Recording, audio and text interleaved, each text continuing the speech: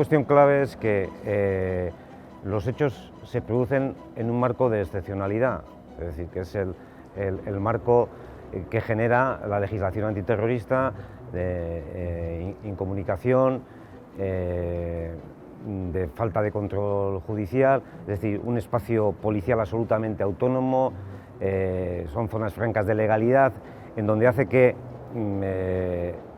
cuando ocurre un suceso como este, lo mismo que cuando se produce la tortura, los dueños de la prueba, quien tiene el dominio de lo que realmente ha ocurrido, es la propia Guardia Civil. ¿Por qué? Porque no hay testigos directos de los hechos, ¿no?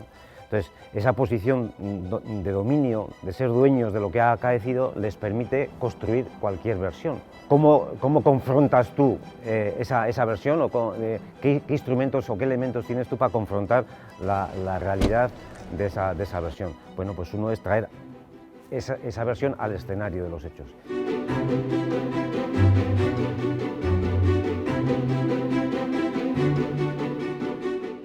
Casi llegando a la boca ya del túnel, ¿no? Sí. El coche, en teoría... En teoría estaba ahí con las luces encendidas. Sí. El túnel tiene una longitud de algo más de 100 metros, 104 o 105 metros. Había tres guardias civiles. Uno de ellos le lleva a Zabalza y por delante de ellos dos iba un guardia civil pegado al lado derecho y otro al izquierdo. ¿Y qué te parece a ti que a un supuesto registro, un zulo, vengan 3 guardias civiles y el detenido?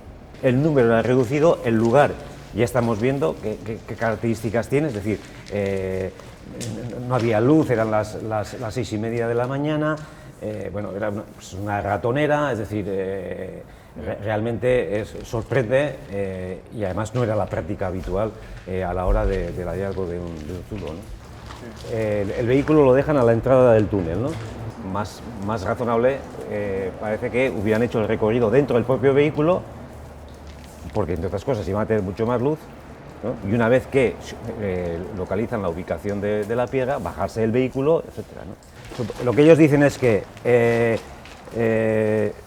si yo soy Miquel Zabalza y Arturo Espejo va con él, y dice que 2 metros antes de llegar al agujero, a la zona del agujero, le da una patada, se vuelve a hacer, le da una patada en los testículos y sale corriendo hacia el agujero.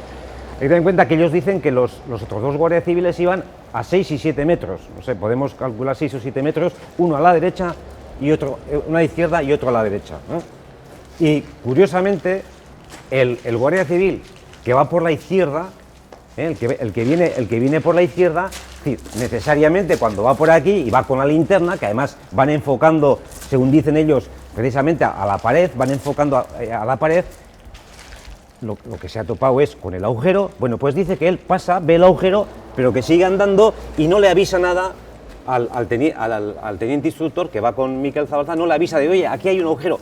No le dice. Entonces pasan y cuando están a 2 metros de aquí, supuestamente Miquel le golpea al instructor y se escapa. Y el instructor dice que grita, que se me va este, que se me va este. Y los otros, que van ahí a 6 metros según ellos, se dan la vuelta y dicen que ya no le ven a Miquel Zabalza. Que ya ni le ven, o sea, que ha desaparecido. Entonces, Zabalza está esposado con las manos por delante. Está esposado con las manos por delante, y el teniente le llevaba cogido la mano derecha del teniente con el brazo izquierdo de Miquel, ¿no? Entonces imaginamos que nos asomamos aquí. Eso es. Con el hueco que era mucho más reducido. Sí, efectivamente.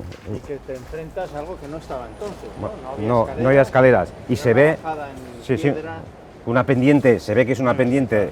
Pues esto no sé qué porcentaje puede tener. Muy vertical. Muy vertical, no sé, por lo menos un 30%.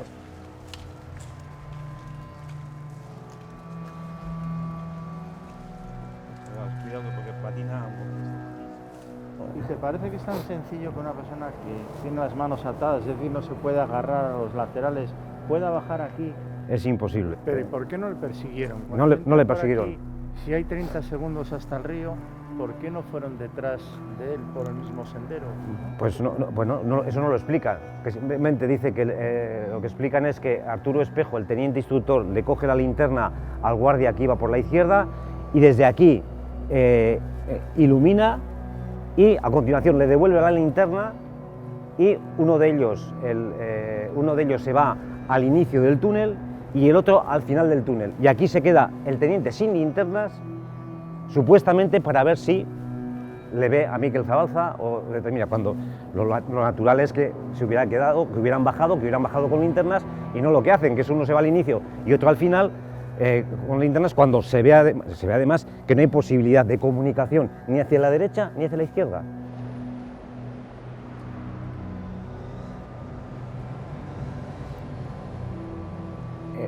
El silencio, que es lo que ellos describen, que los guardias civiles describen, es un silencio total. Ese silencio es incompatible con una persona porque, o sea, tanto el descenso como la caída al agua, como el nadar, como el gritar, el grito de alguien que no sabe nada de esa circunstancia, se hubiera producido, y todo lo que ellos cuentan es que hay silencio.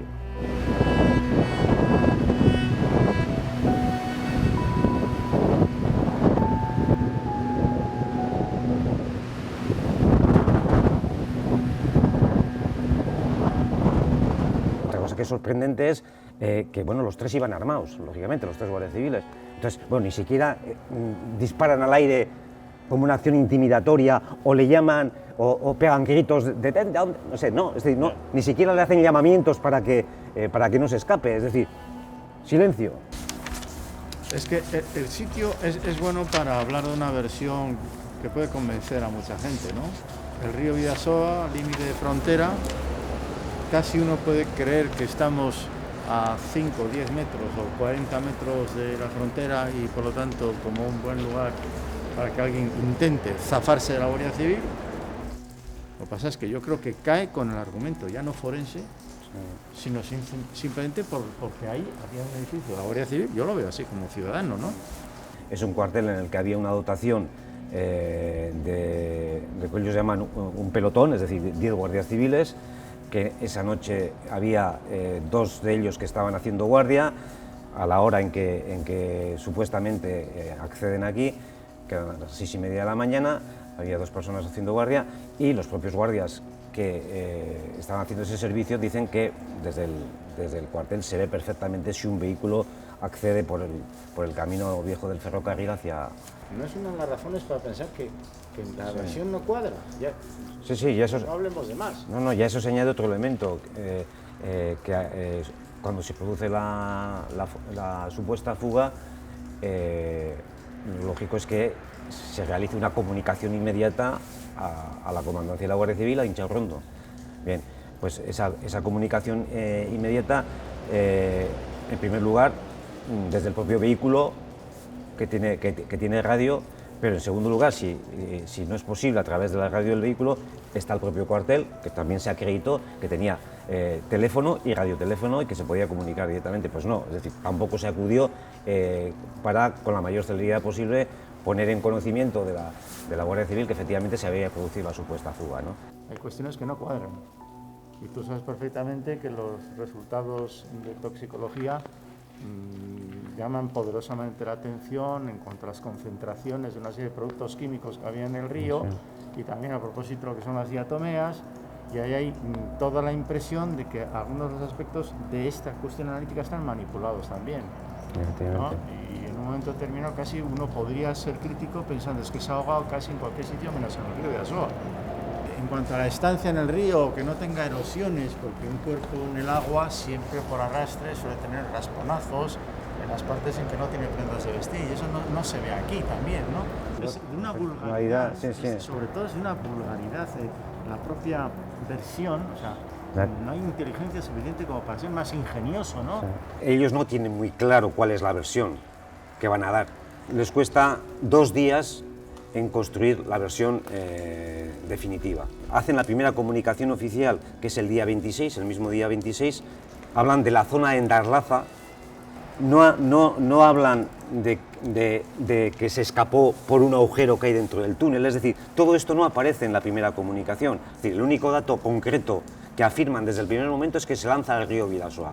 Entonces, claro, tardan 48 horas en hablar del túnel, del agujero, de que van 3, quiénes son los 3 que van, en qué posición van. Hay 2 opciones, que Miquel Zabalza aparezca o que no aparezca. Tenemos otros supuestos, como es el de Lasa Zabala, 2 años antes, que desaparece. Es decir, ahí la solución era la desaparición forzada. Y con Miquel, yo creo que tienen duda. Es decir, lo hacemos desaparecer definitivamente o, como hemos dicho, que se lanzó al agua, hacemos que aparezca definitivamente ahogado, ¿no?